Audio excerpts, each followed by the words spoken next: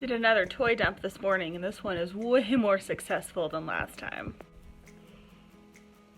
I am having an exceptionally lazy day today. This is a pre-planned, pre-scheduled, lazy quarantine day. Weather is supposed to be crappy all day long. It's very gloomy and I don't know, I'm kind of feeling it today. So I've decided to have a movie marathon. Initially, I was just going to try to watch 5 movies that I hadn't seen before on various platforms. But I thought for the sake of the video, I would pick 5 movies I hadn't seen before on Netflix. I feel like Netflix is the streaming service that most people have. So if you haven't watched any of these movies, I can tell you about them, what I thought of them, and that they exist on Netflix and you can watch it too. So I just finished. The first one is called Mr. Right. It is rated R, children. It stars Anna Kendrick and Sam Rockwell. And Anna Kendrick is a girl who just got dumped and is feeling a little sensitive, and she meets Sam Rockwell, who is a hitman of sorts. They hit it off. He's very honest with her about his job. They're at dinner on a date and he excuses himself to go outside. And when he comes back, he's like, oh, I'm so sorry, I just had to kill this guy. She thinks he's joking the entire time, but he's telling her the truth. It was very cute. I like this a lot. It is a little bit violent if you don't like blood, but it's not like overwhelming blood at all. I get squeamish about that stuff sometimes and I was fine. So I give it a thumbs up on Netflix. Recommend Mr. Right. That was really cute. That movie made me smile a lot, actually. So now I have to run the dishwasher and throw some laundry in, and then I'm gonna find another Netflix movie to watch. Isn't quarantine exciting? So I love this apartment. This complex was built in like the late 60s, and it looks like that still. So it's one of the things I love so much about it. It has this like retro vibe to it. Like they really haven't done much since probably like the mid 70s. I'm gonna go ahead and include appliances on that list because listen to the sound the dishwasher makes when I start it. Are you ready?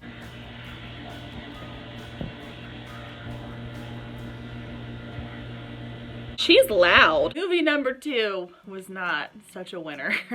I watched The Bling Ring. I normally really like Sofia Coppola movies, and I'm a fan of a couple of the actresses in it. I really like Emma Watson and Taissa Farmiga, so I thought that I would like this. The story seemed interesting to me. It's based on a real story about these teenage kids in California who rob famous people. It's kind of wild to watch how easily they did that, but no one in this movie is likable at all. There's like no redeeming person really. So I don't know, I have a hard time getting into movies when I'm just like, you're all gross. You're all gross people. I picked up my phone a few times. I almost took a nap twice. Sofia Coppola movies tend to move a little slower generally. I don't usually have a problem with, but this just, I don't know. I didn't like this as much. There was also a lot of like older men involving themselves with these high school girls, which is extra yucky. Yeah, that one was a thumbs down.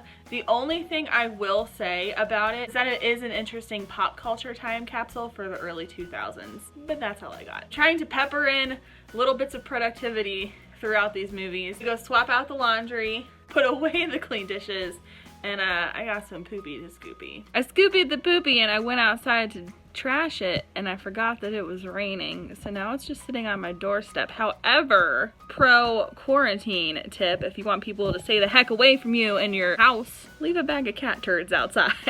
Right, bub? I'm totally tossing those the second it stopped raining. Please don't think I'm that disgusting. Ooh, we have a winner. I just finished watching What Happened to Monday, and that movie was so good. It's a Netflix original. It's a sci-fi thriller, and just to like break it down a little bit, it's about a dystopian future. The population is out of control and we're running out of food and resources. Scientists start to make genetically modified foods, which lead to a lot of birth defects and people having multiple babies. As a result, the government realizes that they can't have this surge of children happening. It's decided that siblings are not allowed. You can have one child and you just kind of have to like pick the one you want, and the rest are cryogenically frozen and will come back once the future is more secure for them. So this movie centers around a set of septuplets.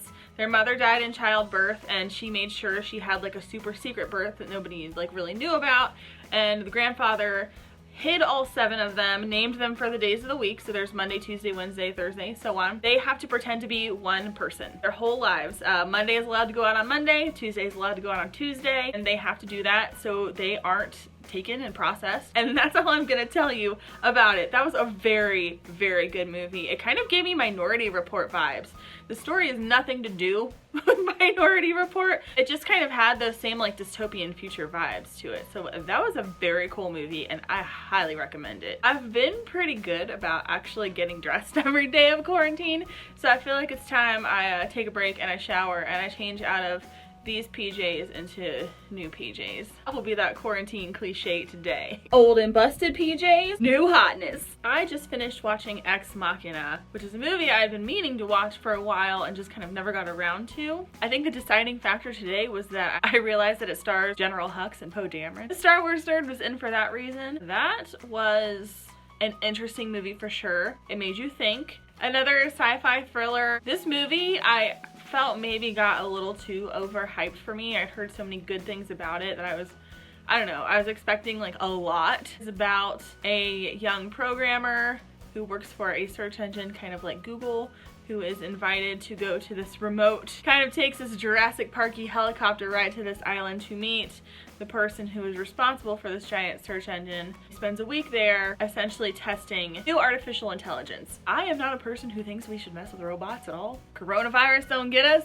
The robot uprising will. I spent a lot of the movie going, I don't want to spoil anything, so I don't want to say too much else about it. It was alright. I gave it a thumbs up because I would like more things like that to be recommended to me. Seen that scene of Oscar Isaac disco dancing about 100 times out of context, so now it's cool to know where that's from. Worth a watch if AI is a thing you're interested in, for sure, though. But please don't mess with robots. I need anyone that has an elliptical, an exercise bike, or a treadmill to be 100% honest with me right now, okay? Do you ever use your exercise machine as a drying rack? I refuse to believe I'm the only one. Apologies for the lighting, but I am just too lazy to go turn on the studio light right there. The last movie I watched today was The Florida Project. I'm kind of still processing whether or not I enjoyed it. It didn't really have a plot. It was kind of more of those slice of life movies, and it's about a little girl and her mom. They're very poor and they're living in like one of those budget motels by Disney World. I was very intrigued by this movie because the Florida Project was like the code name for Disney World when Walt was building it. There was a lot of juxtaposition between how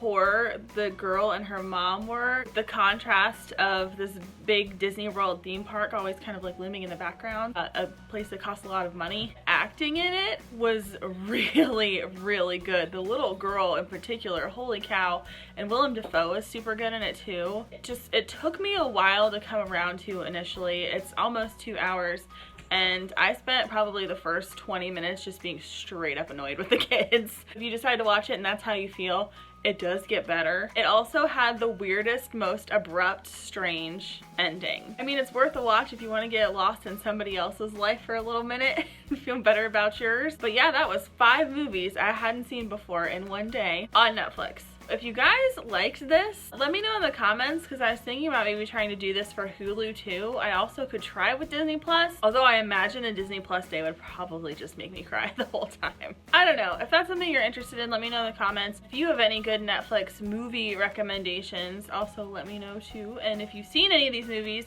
and you feel a certain type of way about it, I'd like to talk about that down there as well. So I'll see you guys tomorrow. Good night.